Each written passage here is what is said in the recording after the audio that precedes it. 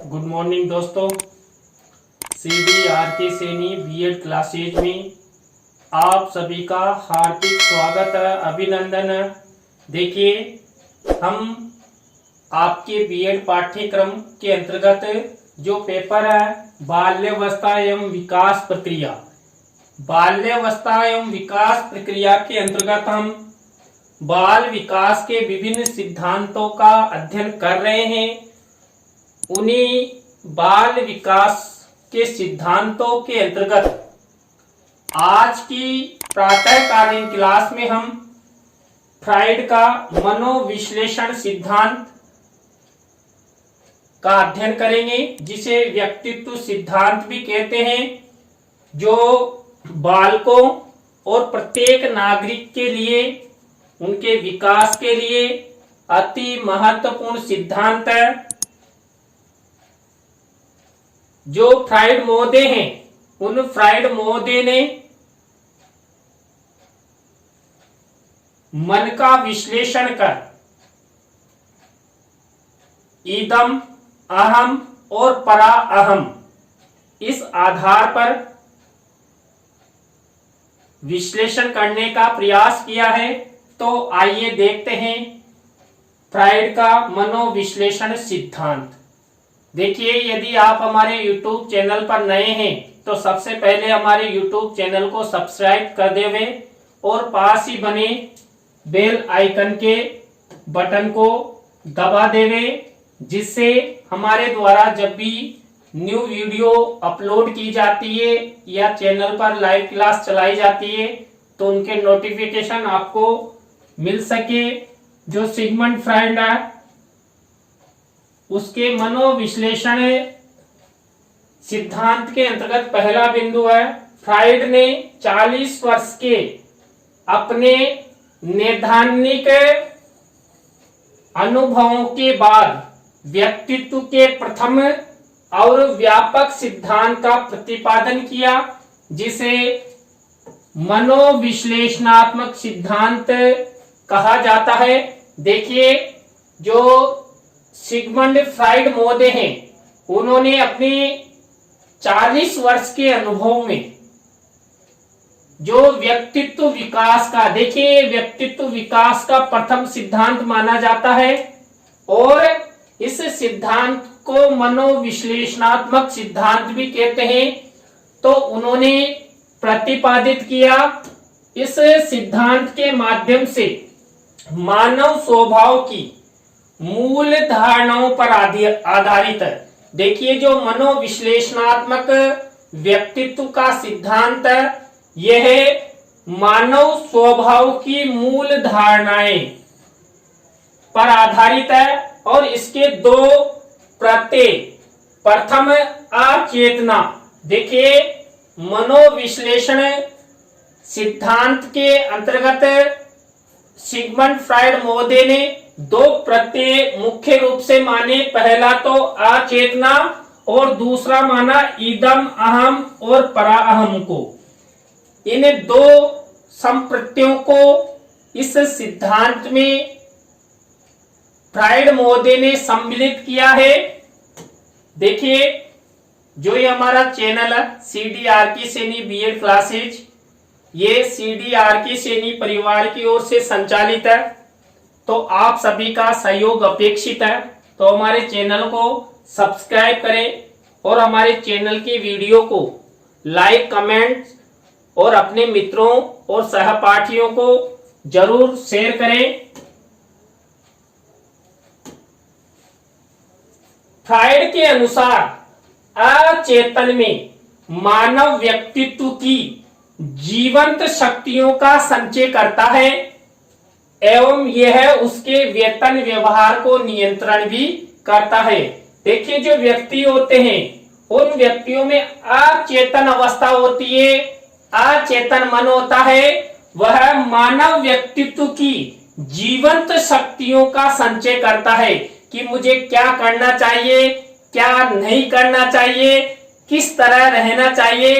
इस तरह अपने मन में वो अचेतन अवस्था में सक्रिय रहता है, ध्यान करता है और उसके वेतन व्यवहार को यानी कि व्यक्ति जो प्रातः काल से लेकर सायंकाल तक और अपने जीवन में जो भी वो कार्य करता है, व्यवहार करता है, उन सबको नियंत्रण करता है कौन?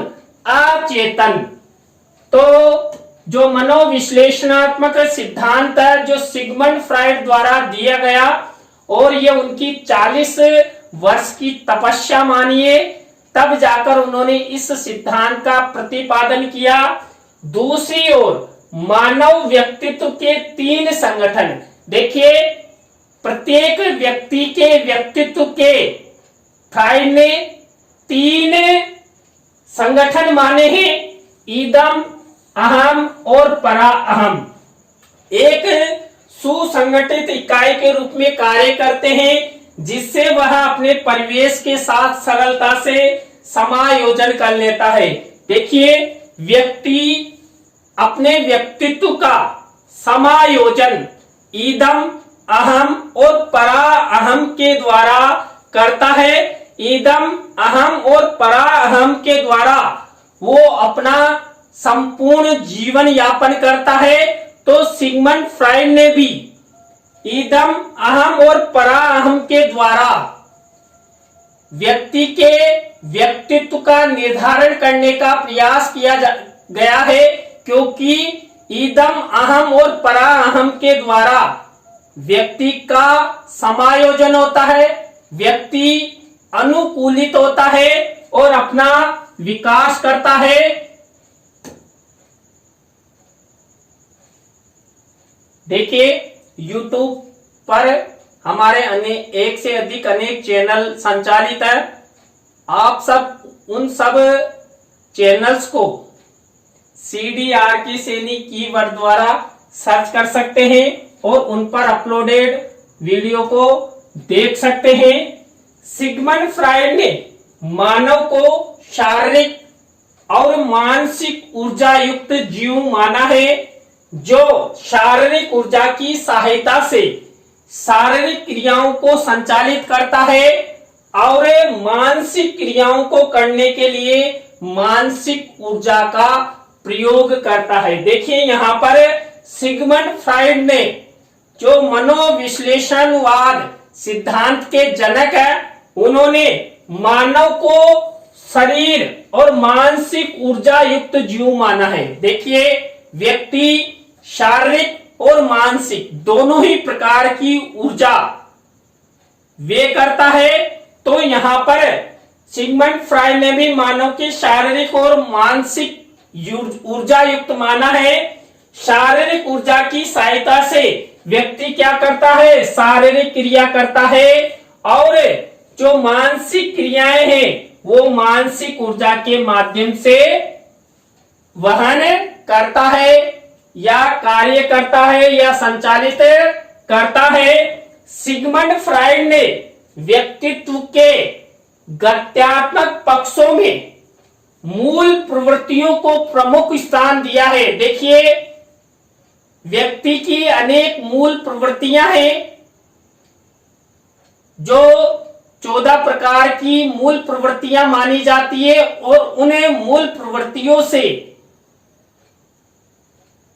संवेग भी उत्पन्न होते हैं। तो सिगमंड फ्राइड ने व्यक्तित्व के गत्यात्मक पक्षों में मूल प्रवृत्तियों को प्रमुख स्थान दिया है और कहा है कि रचनात्मक कार्य तथा सकारात्मक व्यवहार मानव की जीवन मूल प्रवृत्तियों द्वारा नियंत्रित होता है, जबकि विध्वंसात्मक जो क्रियाएं हैं, कार्य हैं एवं नकारात्मक जो व्यवहार है मानव की मृत्यु नामक मूल प्रवृत्ति द्वारा नियंत्रित किया जाता है। देखिए यहाँ पर जो सिगमंड फ्राइड महोदय हैं, उन्हें सिगमंड फ्राइड महोदय ने जो व्यक्ति होते हैं उन व्यक्तियों के गत्यात्मक पक्षों में मूल प्रवृत्तियों को प्रमुख स्थान दिया है और कहा है कि व्यक्ति जो रचनात्मक कार्य करता है या सकारात्मक व्यवहार करता है मानव की जीव मूल प्रवृत्तियों द्वारा नियंत्रित होता है। लेकिन यदि व्यक्ति विध्वंसात्मक कार्य या नकारात्मक व्यवहार करता है तो मानव की मृत्यु नामक मूल प्रवृत्ति द्वारा नियंत्रित किया जाता है।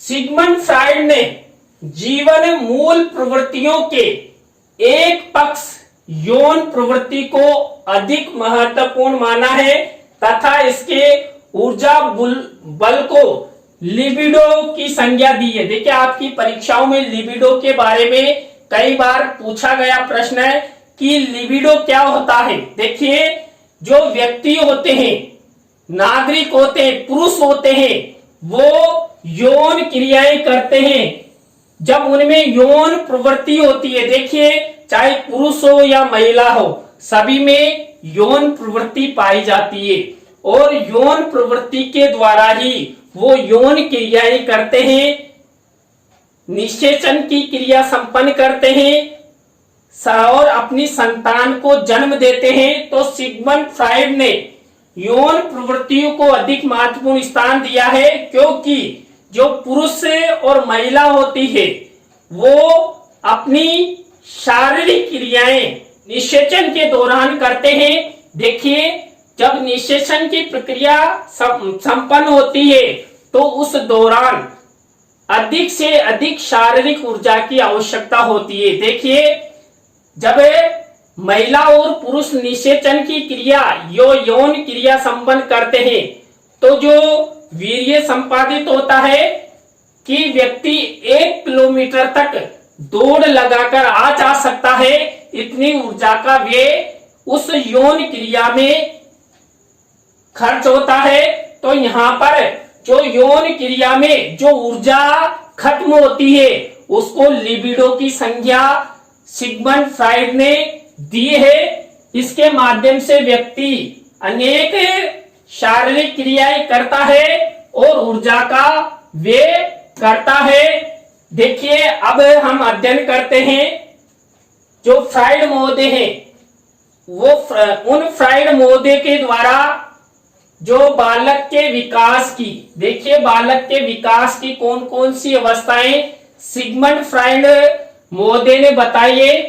देखिए, पहली अवस्था है मुखावस्था। देखिए, पहली अवस्था मुखावस्था मानी गई है जो जन्म से लेकर 1 वर्ष की आयु तक की अवधि इसको मानी जाती है और बालक की ये मुखावस्था मानी जाती है जो सिगमंड फ्राइड द्वारा हमें प्रदान की गई है।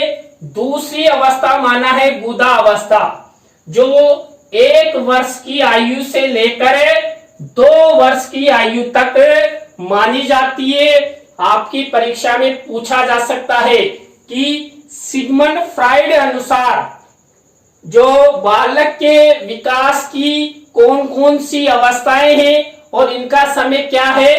तो मुखावस्था जन्म से लेकर 1 वर्ष तक है और गुदा अवस्था 1 वर्ष से लेकर 2 वर्ष तक मानी जाती है। शिश्ना अवस्था, देखिए जो थर्ड अवस्था मानी जाती है वो शिश्ना अवस्था मानी जाती है जो 3 वर्ष की आयु से लेकर 6 वर्ष की आयु तक मानी जाती है। जब बालक 3 वर्ष का हो जाता है तभी से बालक की शिश्ना अवस्था प्रारंभ हो जाती है और बालक जब 6 वर्ष का होता है उस समय तक इस अवस्था को माना जाता है। तो देखिए, हमने 3 अवस्थाओं का अध्ययन कर लिया है जो सिगमंड फ्राइड द्वारा बताई गई है। चौथी अवस्था माना है अव्यक्ता अवस्था। देखिए, अव्यक्ता अवस्था के अंतर्गत जब बालक 7 वर्ष का होता है तो यह अवस्था 7 वर्ष से लेकर 12 वर्ष की आयु तक मानी जाती है, यानी किशोर अवस्था के पूर्व तक की अवस्था अव्यक्ता अवस्था मानी जाती है। इस प्रकार सिगमंड फ्राइड ने बाल विकास की 4 अवस्थाएं मानी है। तो एक बार फिर से दोहराते हैं। देखिए, मुखावस्था जन्म से लेकर 1 वर्ष तक और गुदा अवस्था 1 वर्ष की आयु तक से लेकर 2 वर्ष तक है और शिशनावस्था 3 वर्ष की आयु से लेकर 6 वर्ष तक और अव्यक्तावस्था 7 वर्ष की आयु से लेकर 12 वर्ष तक यानी किशोर अवस्था तक। इस प्रकार सिगमंड फ्राइड मोदे द्वारा ये बालकों के विकास की 4 अवस्थाएं दी गई है। तो देखिए आज की क्लास में हमने जो सिगमंड फ्राइड मोदे हैं उन सिगमंड फ्राइड मोदे के मनोविश्लेषणात्मक सिद्धांत एवं उनके द्वारा प्रतिपादित अवस्थाओं के बारे में अध्ययन किया। आपको वीडियो कैसा लगा कमेंट्स में जरूर बताएं। नए टॉपिक के साथ हम आपसे फिर मिलेंगे CDRK सैनी B.Ed क्लासेज पर। तो राम राम सा, बाय।